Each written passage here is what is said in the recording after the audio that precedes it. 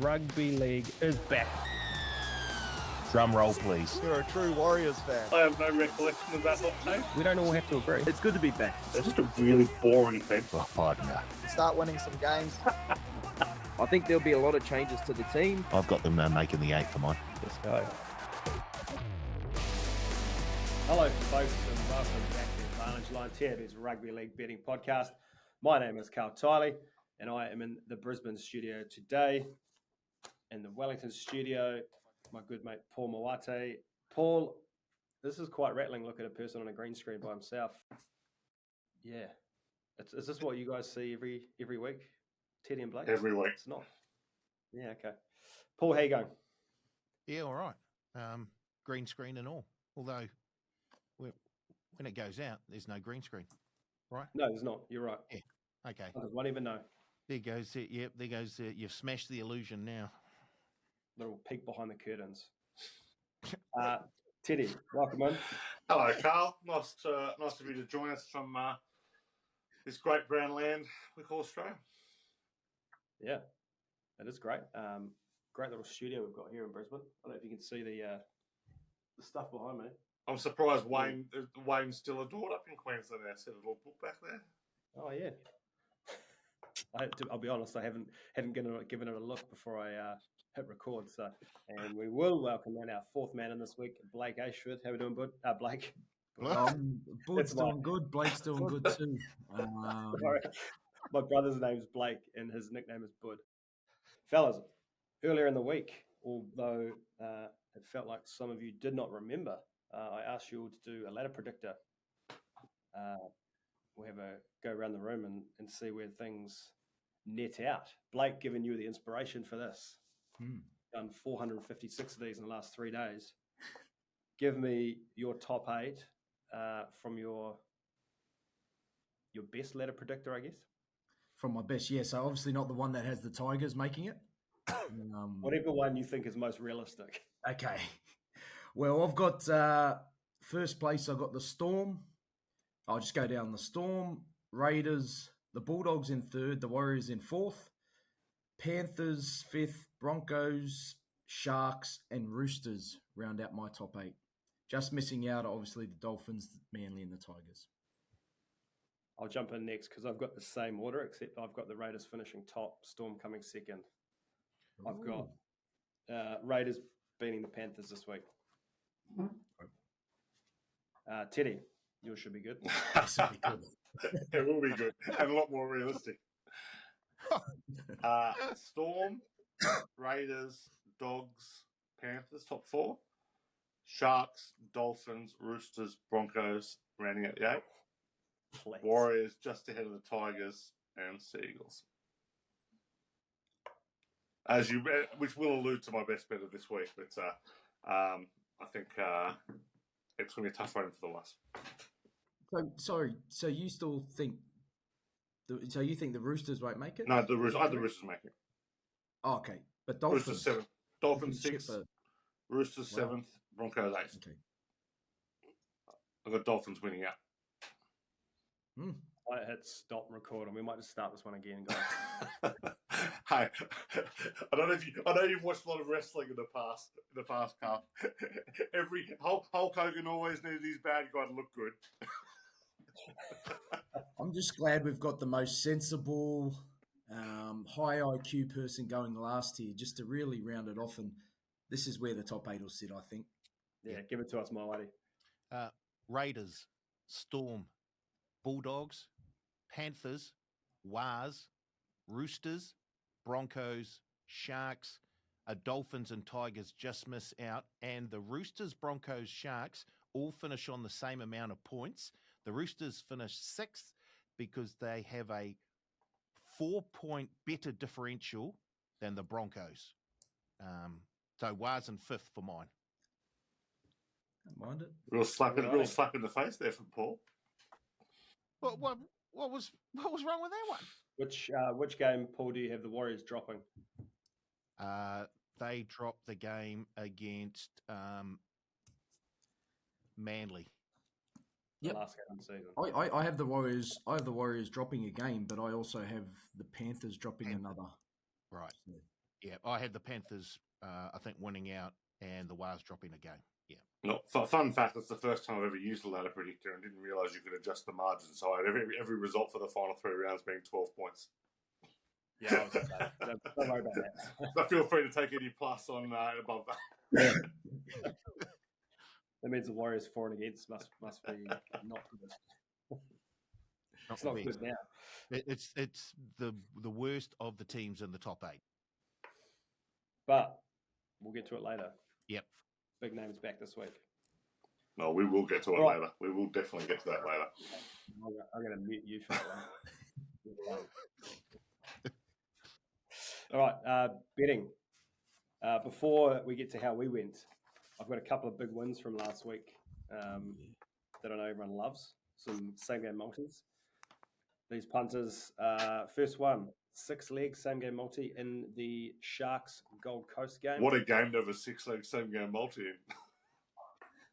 Titans absolutely rolled over, and the Sharks went to work. So we had Mulatalo, De Groot, Sammy, Trindle, Kennedy, and Hines.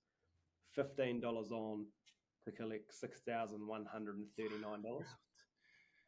It doesn't seem too high. And what about the De Groot try though, where Tony Francis just decided to stop running and just handed him a try over the line? And the other one, this makes it even easier, Blake. A little bit more ballsy from this punter, I suppose, in the Cowboys Knights game. Drinkwater, Nanai, Cowboys to win the first half. Dominic Young anytime, and North Queensland to win by 13 plus in the second half. 300 on to return 18,800. Yeah. Like, it doesn't seem that difficult. Jeez, we make it look hard sometimes. Yeah. We try and we narrow it down to a 3-leg same game multi, and we can't hit. Maybe next season for the advantage line, we should we'll track these punters down, and we'll just get them on each week. They can be the 4th or 5th man in each week. I like the idea. I like the idea. Just the winners. Yeah, it was nice knowing you guys. Whoever loses our week's out for that week. Like I said, it was nice knowing you guys. Any hard luck stories? Teddy, I'll throw to you because you've always got a few. I've usually got some hard luck stories, but let me just tell you, not every week does a hero come along. But let me tell you, Tanner Boyd, I've given him some bum raps over the years, but let me tell you, what a hero. For those of us who took +4.5 and then we get a +5.5, thank you, Tanner Boyd. Your ineptitude got the plus home, that misconversion. Thank you. That was one for the books.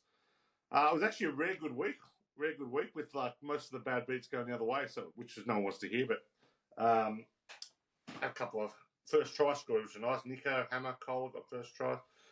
Under 40.5 in the Penrith-Melbourne game. I bet early that last try. So anyone who bet late could have jumped 38.5 into an absolute spiral. More of a spiral than Harry Grant's last little 12 to score the try. But it was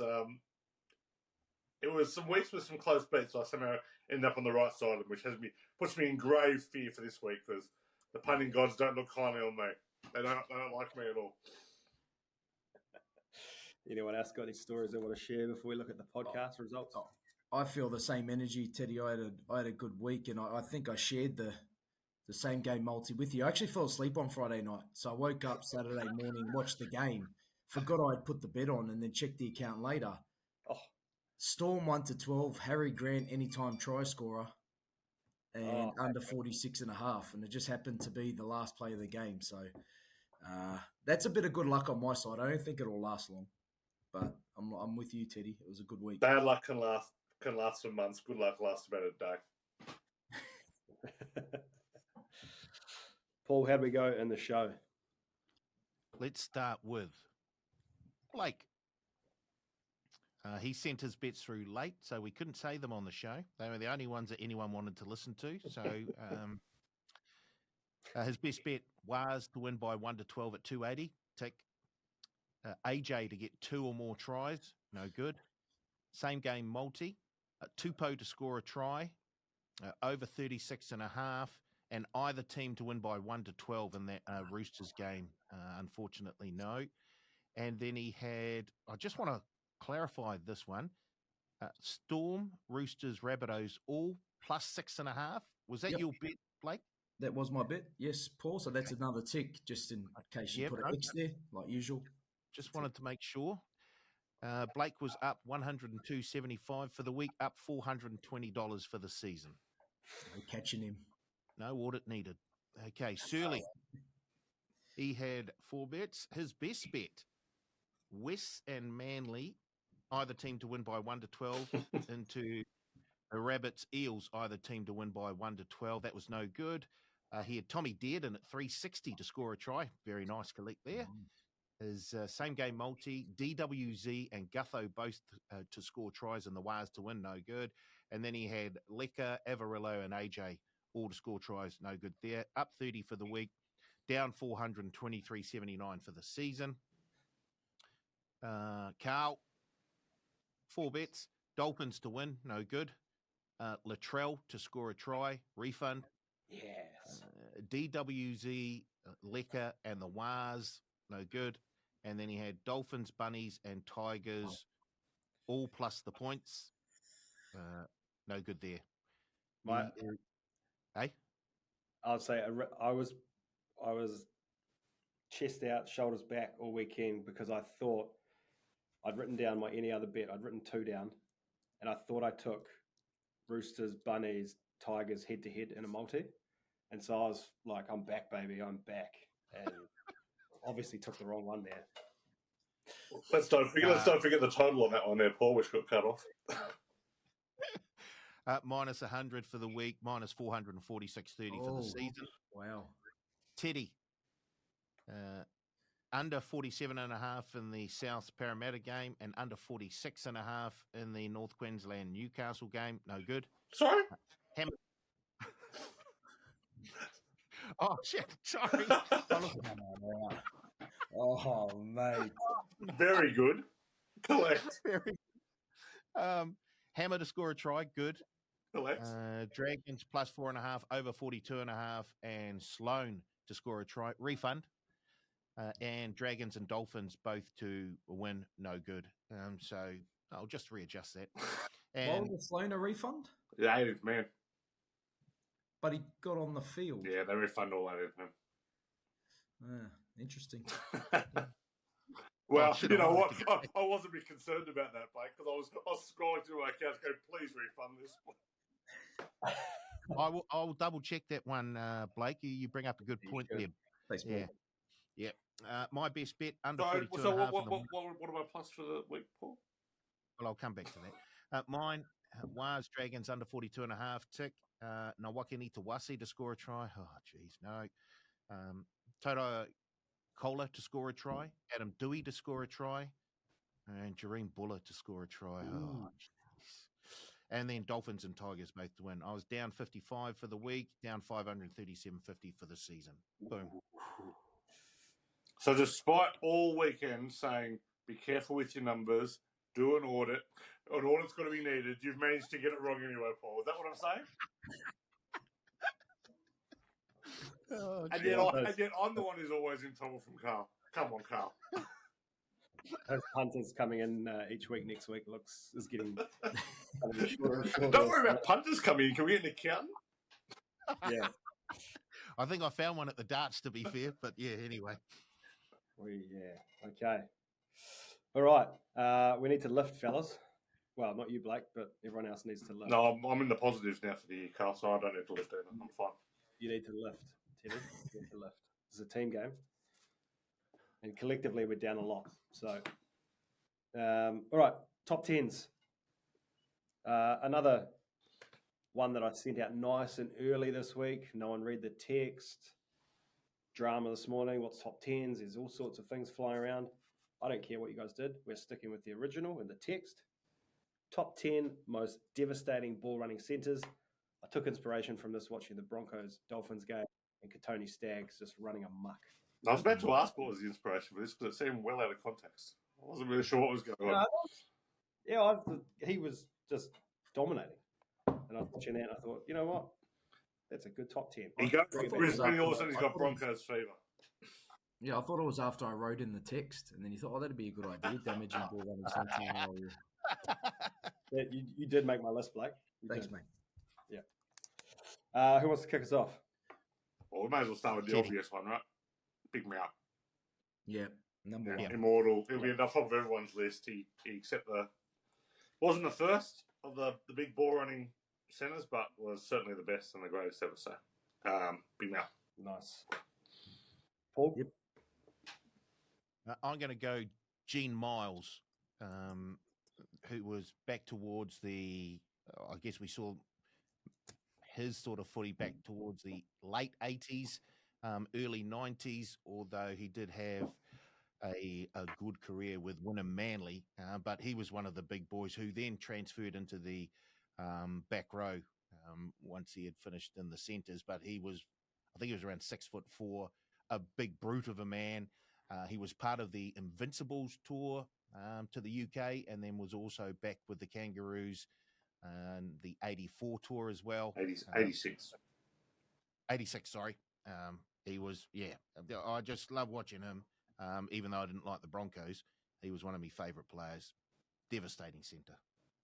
Paul makes a mess of another number, just quietly. Just a little note there.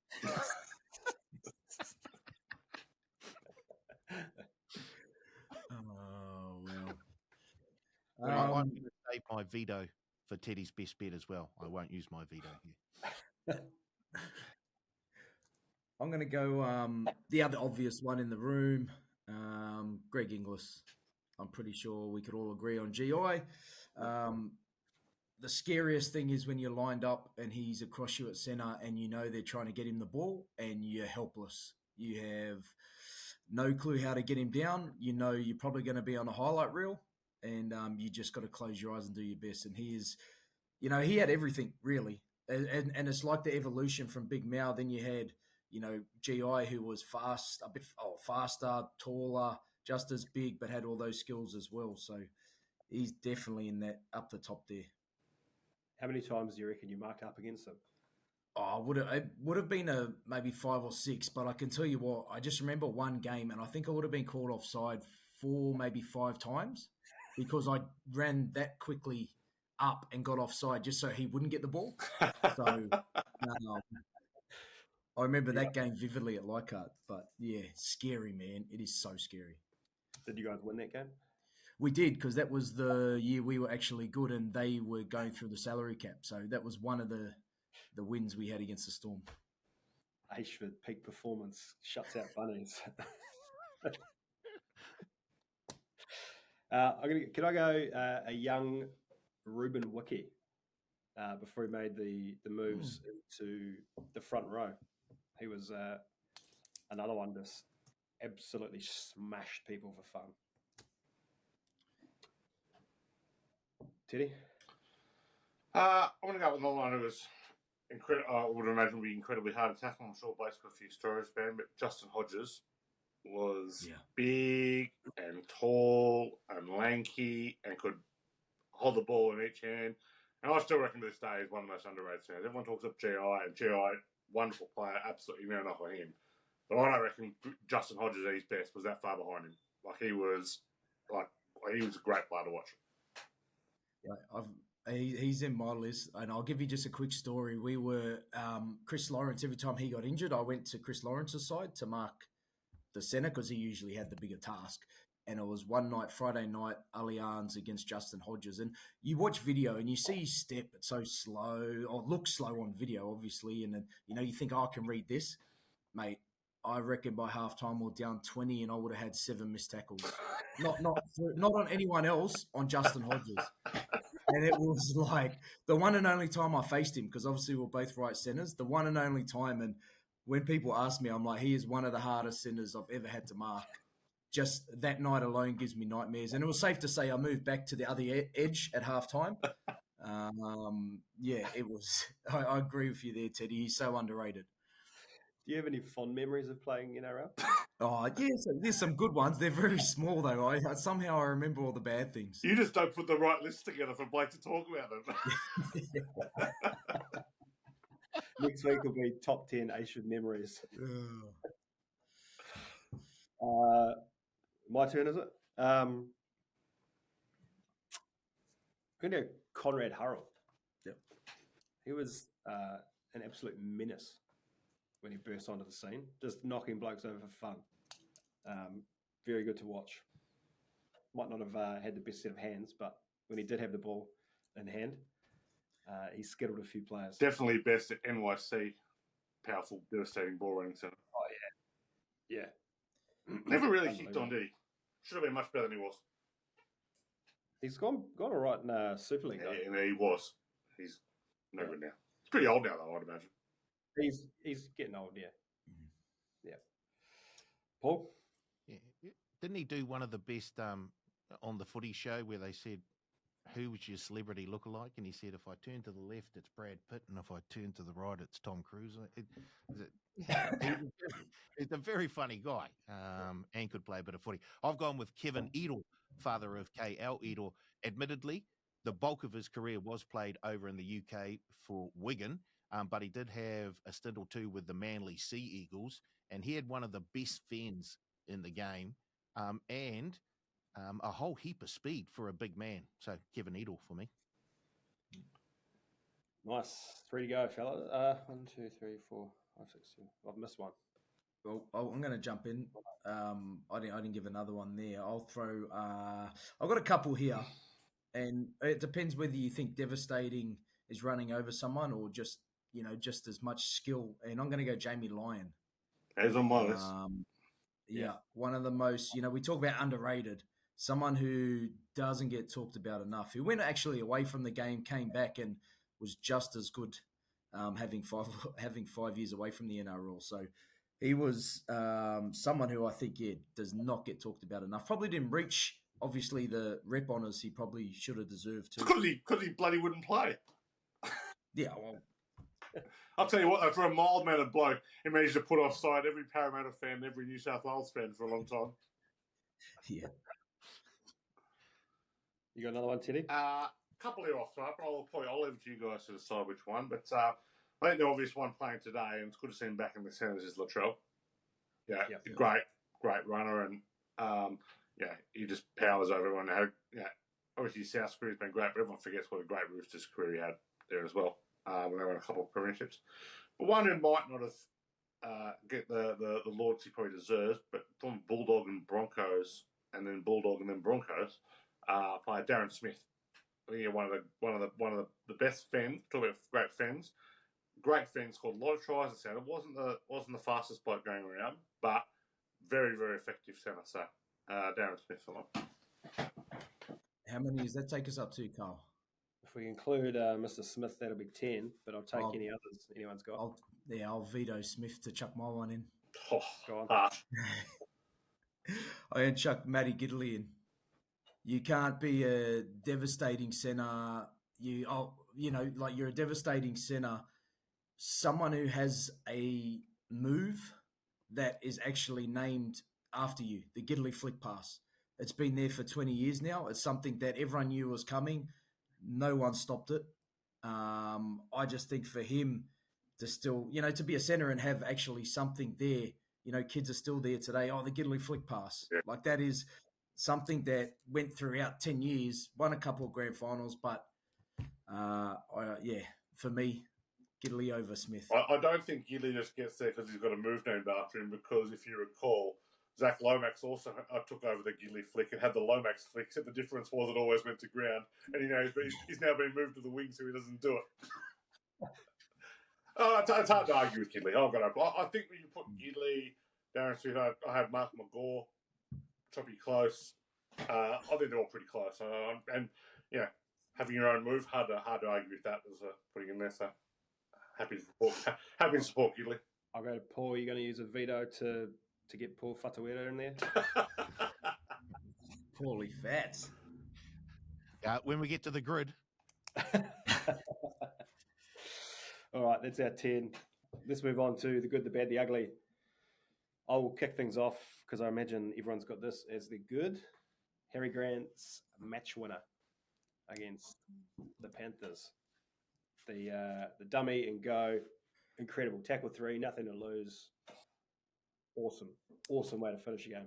It was a good way to finish the game. Well, certainly wasn't my goods for the week, but Sure. there was a bit. It was a great game of footy, but there was a bit going on in that game, and Harry Grant's dive beforehand didn't sit particularly well on that one. So It's not like the Panthers haven't done something. I like that. don't disagree. I don't even think the call was incorrect, but the carry on does no one need. It certainly put me off naming Harry Grant as the moment of the week. Well, it was a good try. It was a great try. I absolutely loved the deception of it. No doubt about it. I had a couple of things really, but I settled on one. Obviously, I had the Roosters style of footy. Last couple of weeks, I had Jai Gray's performance. I had the Storm Panthers How did he game. not win the medal? Jai Gray not winning the Eric Sims medal would be if you could bet on that, that would be the greatest reward of all time. Like Hal Duncan was fine. Jai Gray had maybe the singular best game any player has had this year. And you know what? He did, and it still didn't come up to the best of the week, which was the Mighty Tigers performance. I tell you what, they've got some X Factor, fellas. They have some X Factors. They're roaring for 9th place. They can't wait to finish 9th again. And I'll tell you what, 2 in a row, 2 big. Manly not a big scalp, but the Bulldogs the other week coming off a bye. I just think I thought it was Jerome's best game this year. I think with Buller back, you start to resemble what they could look like in the future. Yeah, I was speaking to some people at the Tigers. They reckon that this is that's as close to the team as they want going forward. That they've managed to get on the field all at once this year. So Nice. Teddy, what do you got? I'm going the Roosters NRLW team. That's my best of the week. They have now won 13 games straight. There is no more dominant team in either competition. They play a great style of football. They've got talent all over the park. They've got a great pack. You know, Liv Koenig's obviously leading the way there, but Jasmine Strange has moved there. It's been fantastic. They can score points anywhere. And maybe the best thing about them, they've covered every game this year. They are the punters' power. So we're loving watching the Roosters NRLW team, but just keep backing them because as good as they are, the market has not rated them enough. So lay your big starts because they keep on covering. Nice. Paulie, what do you got? I've got the Roosters NRL team. They've been on a wee bit of a tear over the last 3 weeks, but the Bulldogs are the first big scalp that they've had in a while, and they just seem to be getting hot just at the right time of the season. Look, if the Panthers are the hottest team in the NRL, even after that loss to the Storm, then the Roosters are running a fairly close second for mine. They're getting very, very good right at the business end of the season. So the Roosters were the good for mine. Just like to remind everyone that they were my morals bet last week, Teddy. Good. Lovely. 1 for 1, Kay Tyler moral. 1 for 1 last week or 1 for 1 for the year? 1 for 1 for the year. You can't just go throwing these out willy nilly, mate. Yeah. Can't you?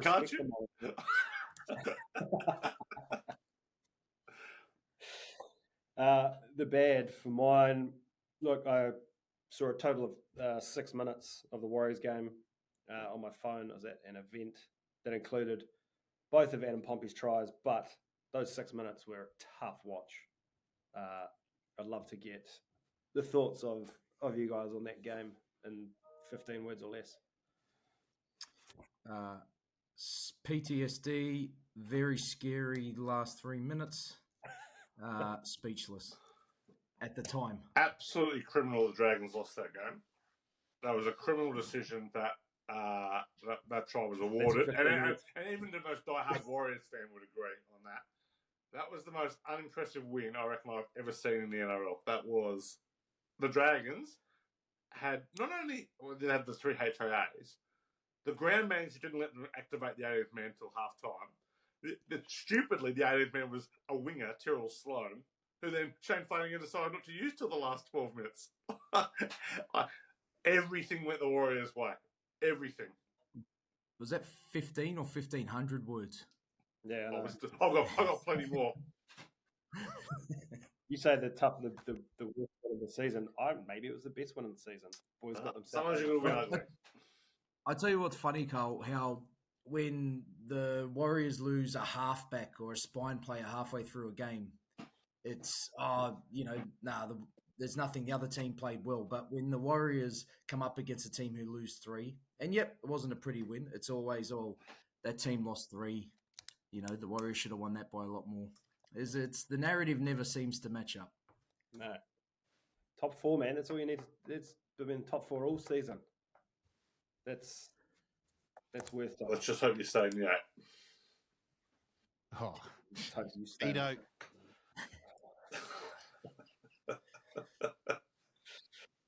Who's next with the band? I'll go. Mine's pretty simple, and it's more personal than anything. I had a perfect round last week, bar one game. Parramatta cost me a perfect round, so got a bit of a gripe with Parramatta at the moment. Don't know how you lose that game against a team that's probably got no players playing, so a bit pissed off, shall I say, Carl? Tipping comp. Wow.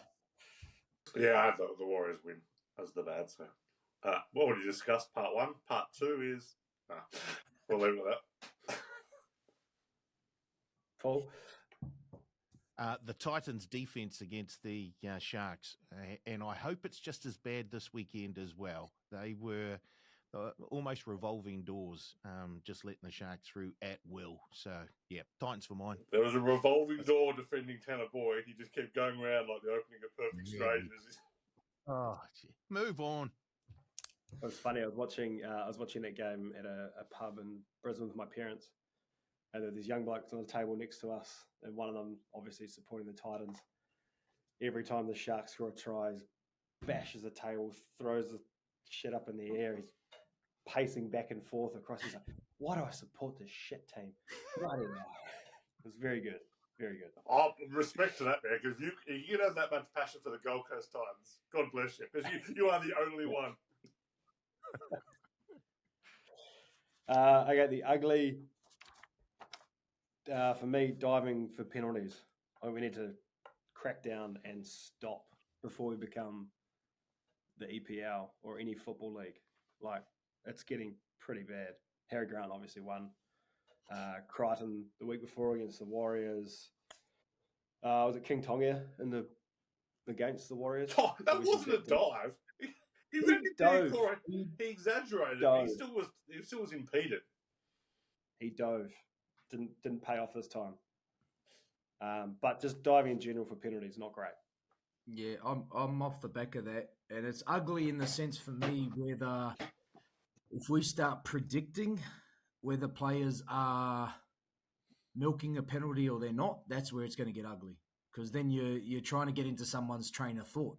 Now, like I thought the Newcastle one, I thought, oh, yep, he's tackled him, and then I saw the different angle of Arthur's eyes at the football the whole time, and then he turned the last minute and there was a person on his shoulder.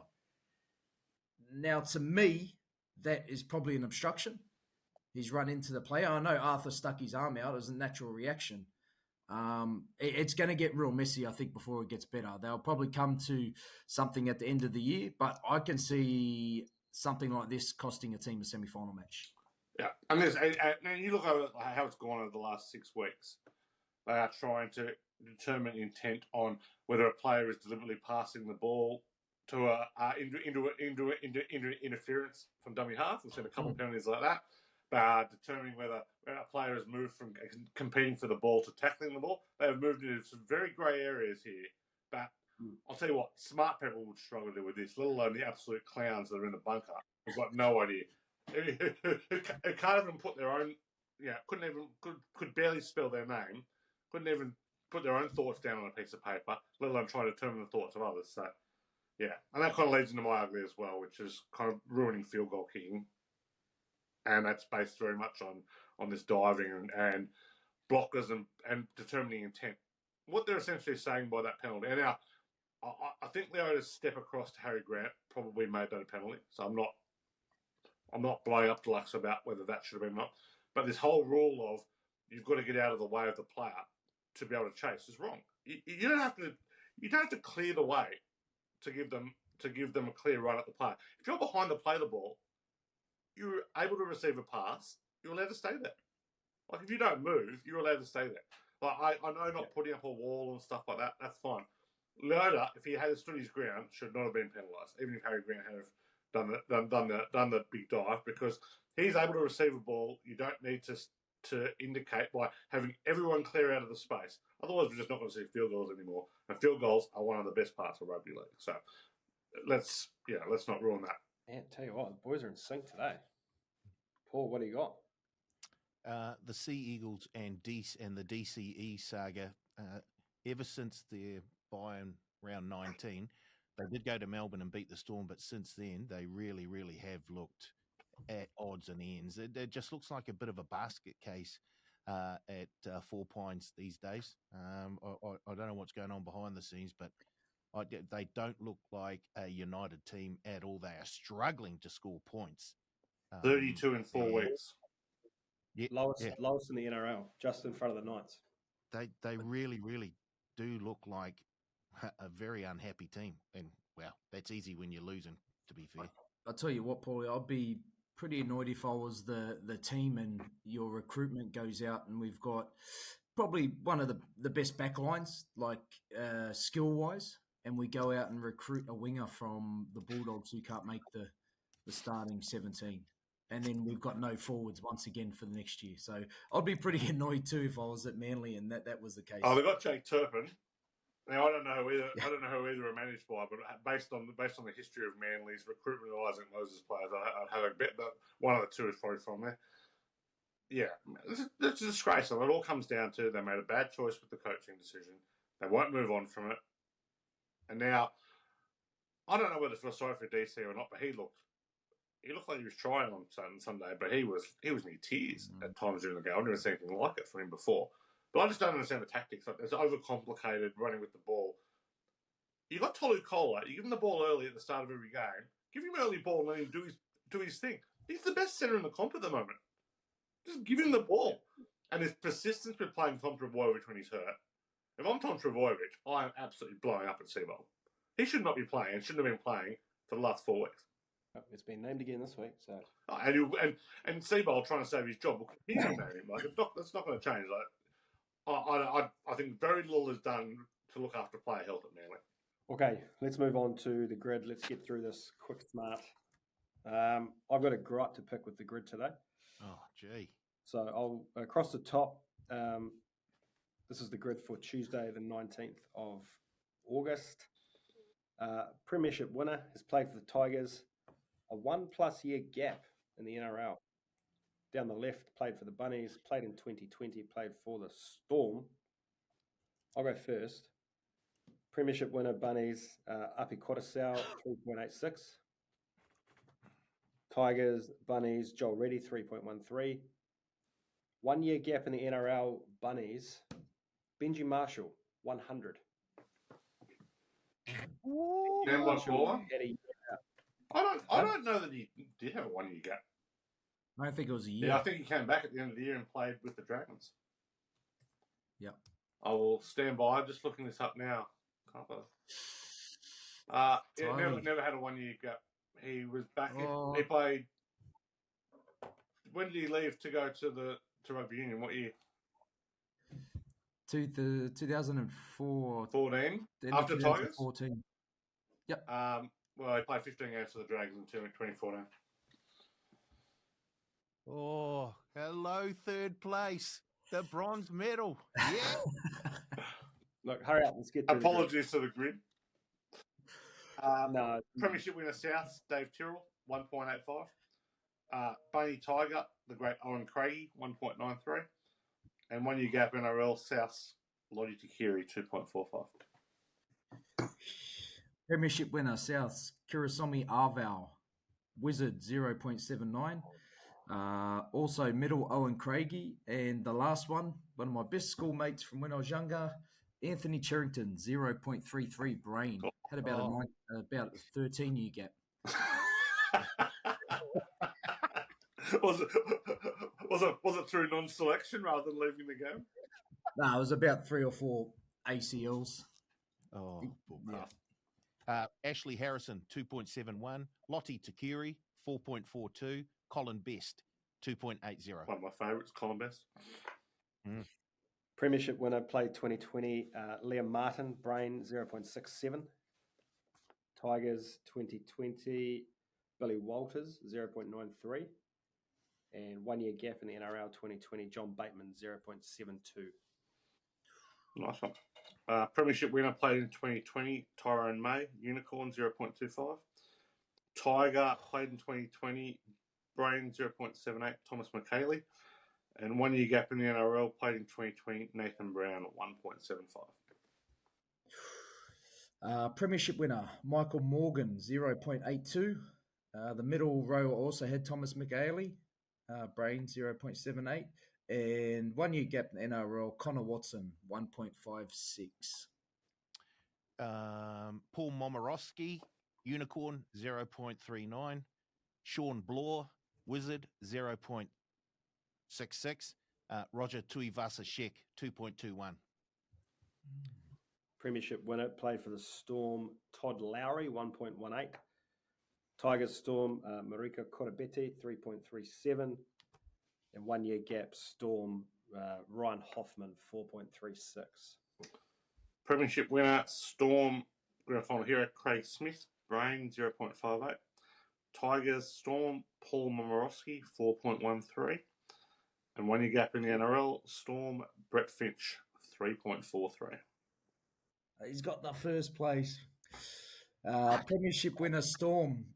The starting prop rower in the GF, Ben Cross, Wizard, 0.45. Schoolboy Sensation, who played for the Tigers and the Storm, Junior Moores, Brain, 2.23. And 1 year gap, Young Tonomapia, 1.14. Airborne. Tawera Nico, Unicorn 0.20. Harry Grant 5.98. I think I have a chance of going out of Paul this week. This is embarrassing. Paul Fatueta 1.43. He's in there. Paul's bets. I was 118.7. Shout out to Benji. 17.1. I got 10. Flat. 10! Oh, All time. lap the field. 20.8. I still almost beat you, and I got 100. No, you wouldn't have beaten me because you would have had a score in the Marshall thing. So no. All right, head to head, round the room. Teddy, Blake, Paul, myself. Rabbitohs $1.90, Dragons $1.90. Rabbitohs. Rabbitohs. Rabbitohs. Rabbitohs. Panthers $1.62, Raiders $2.30. Panthers. Panthers. Panthers. Raiders. Storm $1.44, Dogs $2.80. Dogs. I'm going to Storm. Storm. Morals. Storm Morals. You don't have $1.40 morals. That's how it works. Seagulls $1.95, Dolphins $1.87. Dolphins morals. Seagulls. Dolphins. Dolphins. Titans $2.35, Warriors $1.60. Titans morals. This is a scary game. I'm going to pick Warriors. I'm going to pick Warriors. Oh, there wasn't a lot of confidence in that one, man. No, there's not. Not at the price either. Waz. Waz, baby. Waz. Eels $3.40, Roosters $1.32. Roosters, but I'll probably back the Eels. I'll back the Eels at the price. Yeah, Roosters. Roosters. Roosters. Knights $3.50, Broncos $1.30. Broncos. Broncos. Broncos. Broncos and Tigers $1.70, Cowboys $2.20. Cowboys. Tigers at the 8th wonder of the world. Come on, baby. I'm jumping on Blake's train here. Go the Tigers. Yeah, I'll take the Tigers too. Good stuff. Right, games we're going to look at this week. Panthers, Raiders, Storm Dogs, Seagulls, Dolphins, Titans, Wars. Start with the Panthers, $1.62. The Raiders, $2.30. The line is 3.5. The total, 40.5. Isaiah Yo back for the Panthers. The Raiders, are unchanged. Ethan Strange scored 8 tries in 9 games on some sort of run there. Teddy, what else have you got for the Panthers? Well, the worst thing to happen to the Raiders was Penrith losing last week. That is absolutely the worst thing to happen to them. Penrith 18-4 against the spread of a loss. That's an insane number over the last 4 seasons. 18-10 against the spread of conceding 20 plus. Also a pretty handy result for Penrith, full stop. 21-9 against the spread against top 4 teams. They've covered 13 of 18 when $1.60 or bigger. They've won and covered 9 of the last 12 against the Raiders. This is the only meeting. Sorry, they've only played once since March 2023, so they haven't played a lot lately. Canberra won 22-18, but Canberra covers 1 of 5 at night. But I am all over Penrith in this one. Penrith are going to be very, very hard to beat. Mudgee as well. I think that track will suit them compared to the Raiders. The Raiders off a bye this year have been pretty slow starters. They've struggled to get past the Tigers, and then they played the Eels. If you remember that game, they covered and ran away with it late. I think they scored 3 or 4 tries in the last 10 minutes. They were in trouble against apparently a team that had lost a big number in a row. So, yeah, very keen on the Panthers. Blake? Yeah, obviously Isaiah Yo's on the extended bench, most likely come in. Whether he starts for Isaiah Papali'i is another story, or they just bring him off the bench. But yeah, it's tough. I still don't think the Raiders, even though they are what they have been all year, I still don't think they get that respect from a lot of people. I have tipped Penrith, and it's good to hear that after Raiders coming off a bye and the Panthers after a loss. I think it's going to be a really close game, and these are one of the ones that sort of semi-finals come early, and it wouldn't surprise me if whatever happens here is a reverse in the semi-finals. But yeah, look, I love the Raiders at the moment. They're actually built for me. They're built like premiership winners. They have that youth. They have that veteran leadership. They have the pack. They have the backs. It's going to be a close one, but I think Penrith maybe by 2, to be honest. Nice. I like that, going out on a limb with a score. Paul? Yeah, I love the Panthers coming off the loss. As Teddy stated, those stats are just ridiculous. Yo on the reserves bench, but He'll play. They've got Yo will play. He will. Well, look at the team anyway. Without him, they're able to put Papali'i at lock, and then they've still got the likes of Sorensen and Liam Henry on the bench. So they just look. Look, I'm taking nothing away from the Raiders, who have played really, really well this year. I just think having to go to Mudgee to take on the Panthers off a loss will just be just a wee bit of a bridge too far. So yeah, I'm going the Panthers, and I think it might be a wee bit more convincing than the 2 points that Blake's just put up. I think they'll be around the sort of 12-point mark. I think the Panthers will make this a statement game. I'll be chips in the 13 plus in this game. That's all I need to back Canberra big time. All I need to back Canberra big time. Good to know. We'll just go check the scoreboard, shall we? Do what you want, man. No, I just don't like. Panthers have been on an incredible run, but we're very quickly forgetting how bad they were at the start of the season, or how many losses they had at the start of the season. Like the Raiders have been very consistent all year. I think, like Blake, I think it's going to be very tight, and I don't know. I like the Raiders. I also think we're forgetting, like, the Storm threw a halfback in to see what he's going to be like in the future. A bloke who's played maybe 3 first-grade games last week. Like, they played a Storm team where Cameron Munster had his first game at fullback in 3 years or whatever.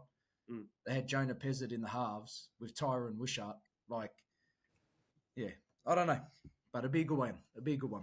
Yeah. Teddy, have the Raiders been one of the least affected by injuries this year? Matty Nicholson has been out for a period of time, but I can't really remember any other long-term injuries or suspensions to key players, just to their starting 13 anyway.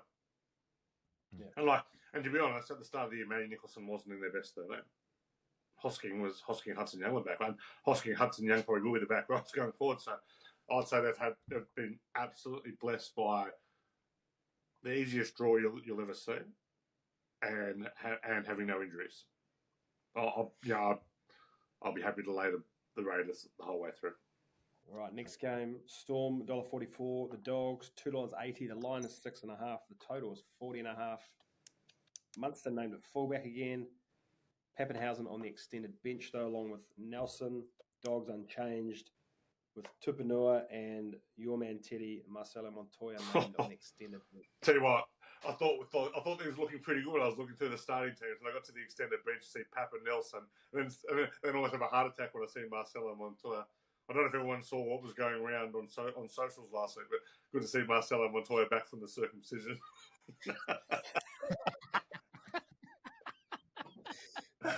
Hopefully recovered well.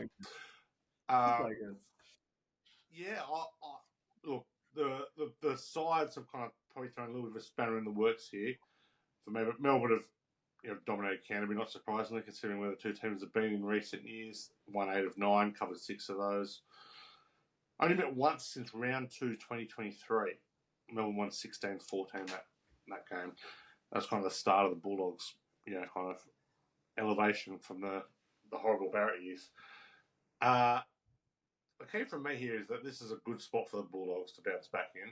They've covered 6 of 8 against top 4 teams, covered 6 of 7 getting 6.5 or more, and they've covered 12 of 15 interstate off a loss of 13+. They're a good rebound team.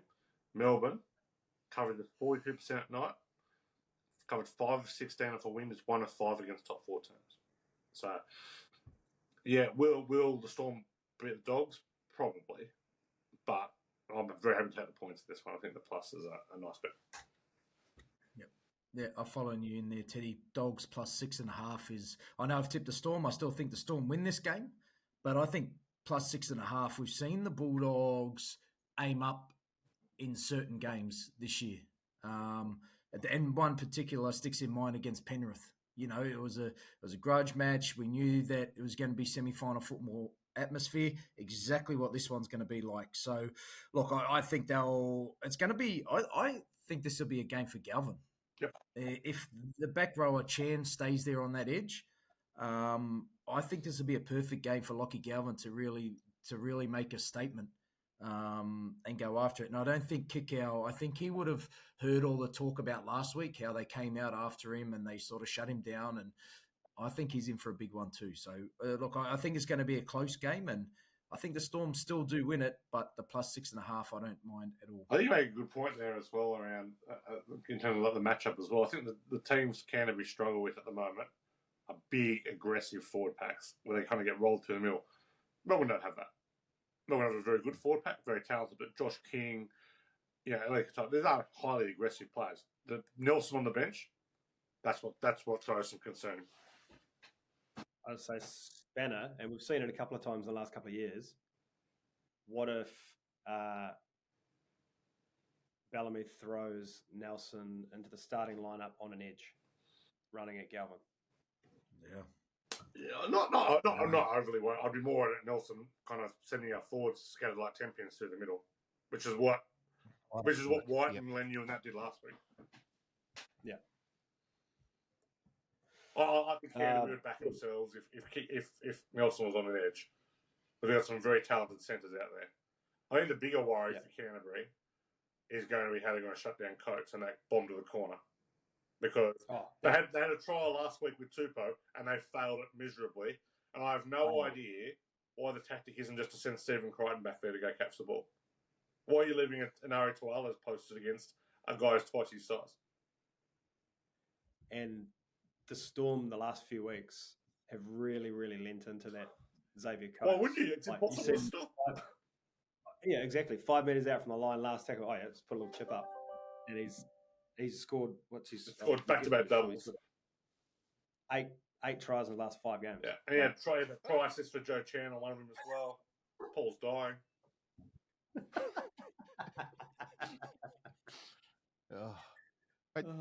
With the technology in studio now, Paul, you can mute yourself when you do that. Many have tried to mute me. What do you think of this game, Paul? Xavier Coates, he's paying $1.58 to score a try. The next best is Grant Anderson at $2.40. That's how. if you're the Storm, you just kick to his corner every single attacking play on the end, every fifth tackle. You don't have to tell You them just- because that's what they're doing.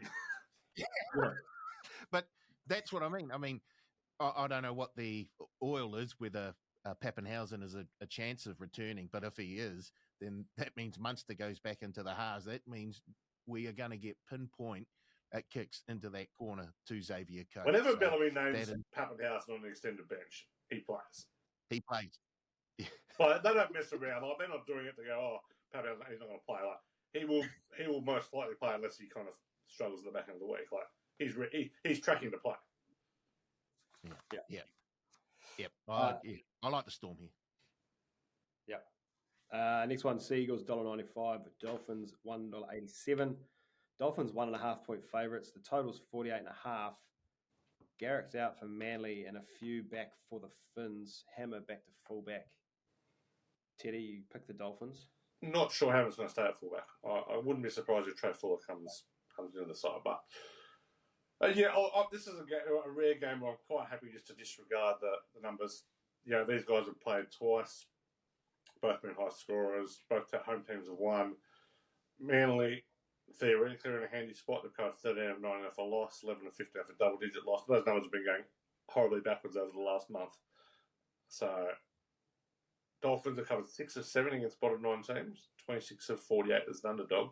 But just have a look at how Manly have been playing. And now they've lost Garrick. But they are not playing with any cohesion. The attack is convoluted and slow.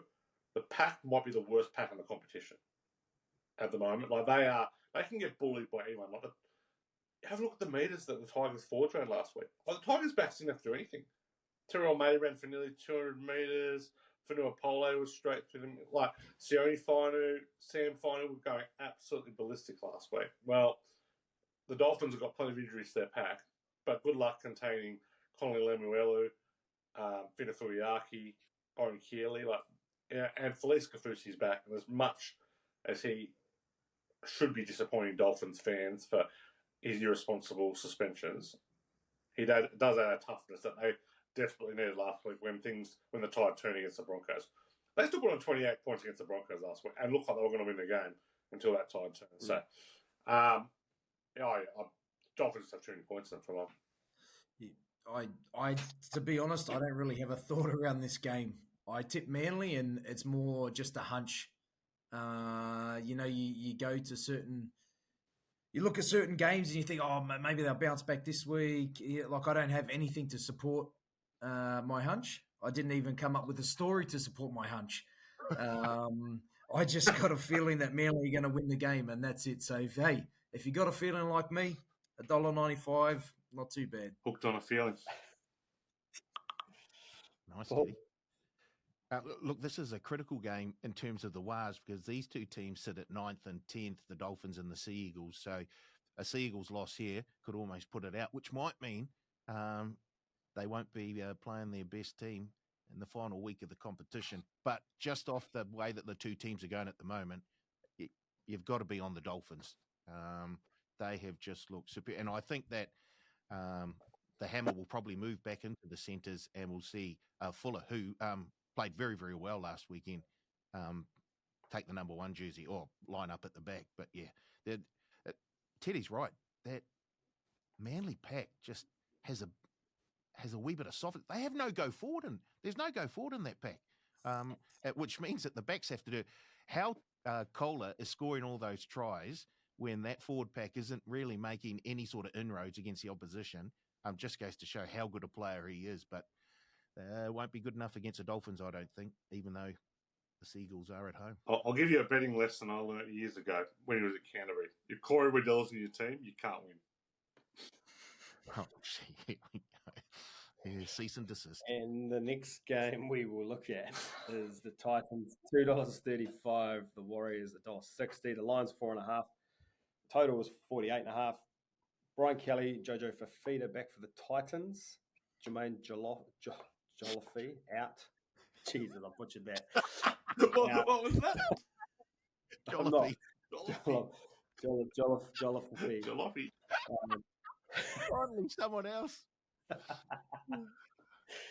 Capewell, Tomato Martin, and big in for mine. Rocco Berry back for the Warriors. Chance of fullback and Vaimanga, which I love, is to start in the front row. Reluctantly, Teddy, what have you got? Well, before we get into the numbers, can we just have a discussion on some of these team changes at the Warriors? Why is Tatum Tuapiki being dropped? He was the best player for the Warriors by panels on the weekend for mine. And that life's little try this up. I've no idea where he's dropped. Why are you playing Tamara Martin off the bench when Sam Healy's there? Tamara Martin's good enough. Play him. I'll give you a tip. Just put him in the number 7 jersey. Tanner Boyd's no good. Sam Healy, I cannot make heads or tails of Webster. Sometimes when he does, I go, this bloke's a genius. Other stuff he's doing, I'm just like, what are you thinking? But the Vaimanga to prop, I think it's a tremendous move. Like, I think he has a lot of leg speed there, and I'd be interested in your boys' take on the team changes before I kind of get in the numbers. I was shocked at Tuapiki being dropped. I can understand because Blake would know more than us, but Webby's obviously he's reluctant to make a heap of changes. With Rocco Berry coming back, it kind of gets us back to the starting backline, the top choice backline, obviously minus Metcalf, and everyone kind of knows their role. They know where to play, but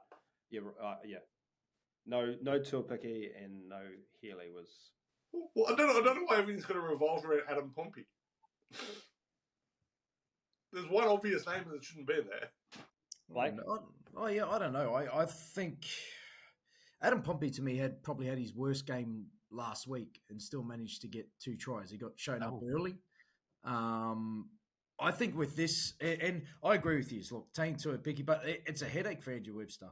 Like you've got players that are there. Look, I think the edges last week, or they have been for a number of weeks, but with Rocco and Adam Pompey back in the centres, I think you at least strengthen one of those sides up. And Rocco Berry is a good defensive centre. I think that's their weakness at the moment is their edges defensively. And I just think with those there, that's the number one goal, Rocco Berry and Adam Pompey. I think that's what they're looking at. If I'm trying to take a guess, that would be it. My only question is, obviously, you've only got one prop on the bench. So I'm guessing Maratani Nikore goes to prop after 20 minutes and then plays the rest of the first half at prop because Idemia Toiava, Halasima, both really back rowers. That's my question around that, whether they wouldn't chuck. I personally would have chucked Bunty up and take the Brunt out for the first 20 or had to crack the first 20. But yeah, I don't think that'll be the set. Personally, I don't think that'll be the 17. Yeah. Could be wrong, but I think there might be a change or two. Vaimanga's played 80 minutes or close to a couple of times this year. Not proper. Tanner Smith has been, the last 2 weeks, has probably been one of their best props. He's been very good. He's looked very good. He looks like a first grader. Yeah, their young ones are stepping up definitely. But I'm with you. But if Rocco Berry's left out and playing cup, we're probably scratching our head there as well. Why is he there? But be interesting to hear the stats on this game because I imagine they don't favour the Warriors. They do not. Onto the stats. The head-to-head stats here are quite remarkable. Titans have won the last 3, 6 of the last 7. Won a month ago at Mount Smart, 24-16. Won 4 or 5 at Seabus. The last meeting at Seabus, Titans won 66-6. Covered the last 5. Underdog has covered 8 of the last 9 in this matchup. To make matters worse for the Warriors, teams of conceding 50 have a tremendous record. Teams of conceding 50 over the last 4 years covered since 2008 cover at 68%. Home dogs of conceding 50 cover at 72%. Gold Coast have covered 4 of their last 6 night games. The Warriors, good travelling team, covered 12 of 9 interstate, but covered just 6 of 21 as a favourite. Covered just 1 of 5 against bottom 9 teams. And I was going back, I don't think they've really put in a good performance since I think round 14, other than the Tigers game where they blew them off the park. They have really struggled. I'm not sure when Metcalf went down, so he might have been playing there. I'm not exactly sure. But they have really, they've really been struggling. They're a team that should not be road favourites. So, absolute, like, the plus 4.5 is a tremendous bet. I'll be back on the Titans every which way this one, which I know won't sit with you guys, but I'm on the Titans every which way. And that's why I was hesitant, because I knew the recency of these matchups. To be honest, I don't know how, if you look at the teams, how you're getting $2.55 for the Titans. That's why I was so Warriors. Look, I still think the Warriors can get the job done, but this is a game where, okay, which Titan turns up? Is this the Titans that always turn up and play good against the Warriors? Most likely will. You look at their team, and it's not a bad team. Like, on paper, the Titans team is not bad. But this is a tough game because you just don't know how these teams are going to turn up and act. The Warriors have got everything to play for. The Warriors have everything in the world to play for. You need to win out, get the top 4. It's in their hands, essentially. It doesn't matter what Penrith do from here on in. It's what the Warriors do. And I think they can win the game, but it would not surprise me at $2.55 if the Titans somehow get this job done once again. 6 of the last 7? Could be 7 of the last 8. The problem for the Warriors, too, is that the Titans probably just need one more win to avoid the wooden spoon, because Newcastle aren't winning any games from here on in. So, that we saw that inspired South a couple of weeks ago as well. So, there is some motivation there, whereas if the Titans were sitting 13th and probably 2 games up off the wooden spoon, you might get a flooded performance. I think, Blake, you're right in saying Warriors have got it all there. They were gifted one, with the Storm beating Panthers last week, gifted that top 4 spot back, obviously after the gross win against the Dragons. But, the record the Titans have over us recently is tough to ignore. I do think the Warriors will win, but I wouldn't be surprised if we won 8-6. We could win 48-6, or we could win 8-6. No. I'm fairly confident you can't win 48-6. No, we can't. Is that your input, Paul? Well, I am very, very concerned about this game. Look, Waz could make a bit of history here by going against all of the trends, all of the stats. I agree with Teddy. I think Healy should be number 14 and Tamari Mutton either in the halves or not at all. He makes such an impact when he comes off the bench, Healy, and he does a whole heap of work defensively as well. So I don't know. Maybe we'll see a change or two prior to kickoff. This is a very, very tough game for the Waz, just off of those stats that Teddy read out, and that big, big loss that they suffered at Seabus. So I'm with the Waz, but I don't know how the hell they are favourites. I'm interested in a take from Blake here. Blake might be able to answer this. You've been flogged by a team last time, like the Warriors have last time you went to a ground. Does that play on your mind in a positive or a negative way when you go back to it? Do you kind of be a bit fearful of going back there, or do you think, geez, we can't let that happen again and really steal down? Well, obviously it depends who's in the team. So this is a completely different team to last year. I'd say it would, like, if it's the exact same team, but I don't have the team lineup for that game. But I would assume that there's probably 10 changes to the Warriors lineup.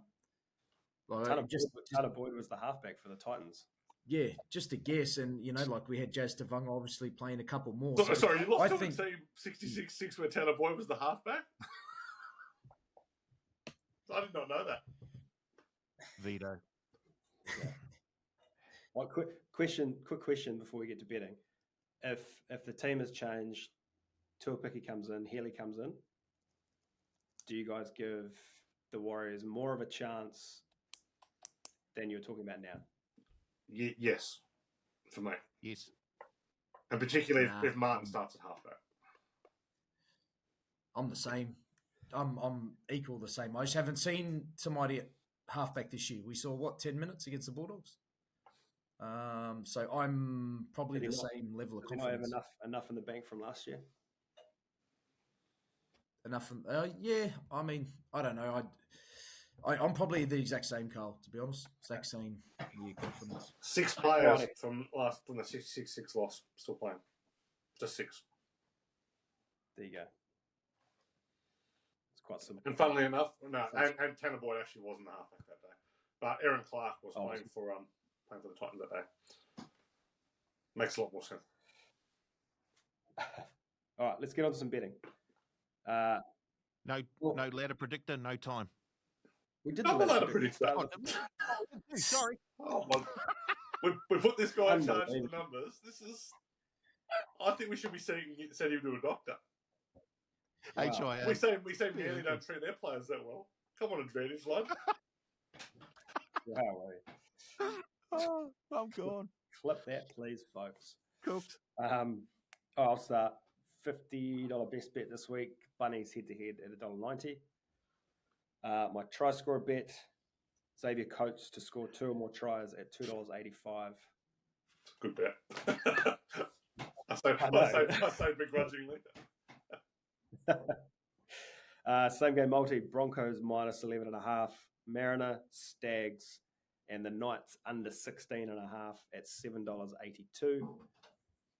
And anything else, Bunnies, Storm, Finns, and Chooks all head to head at $6.75. Teddy. Best bet, Gold Coast plus 4.5, $1.90. Anytime try, the Hammer, $2.05. Same game multi, very similar to Carl's. Brisbane win at Newcastle under 16.5 points. Josiah Karapani's try, Dean Mariner try at $5.66. And any other, Penrith win, Dolphins win, $3.02. Yep. I'll go. My best bet is the Dogs plus 6.5 at $1.90. Like that. Try. I'm gonna be chasing this, fellas. Just as long as we go. I'm chasing history here. I just want to be on when Alex Johnson gets it. So, look, I'll be having him first. I'll be having him last. I'll be having him anytime. But for our little group, I've got him Alex Johnston first, second, or third at $3.25. Nice. Same game multi. I've got Tolotau Caller, the Hammer, any team 1 to 12, $5.78. And anything else, I have the Roosters to win, the Broncos to win, and the Bunnies to win 1 to 12 at $5.06. Bring it home, Paul. Porpy, Glebe Okay. to beat Annandale. Cumberland to the western suburbs. It's 2025, Paul. Newton Jets. Okay, best bet.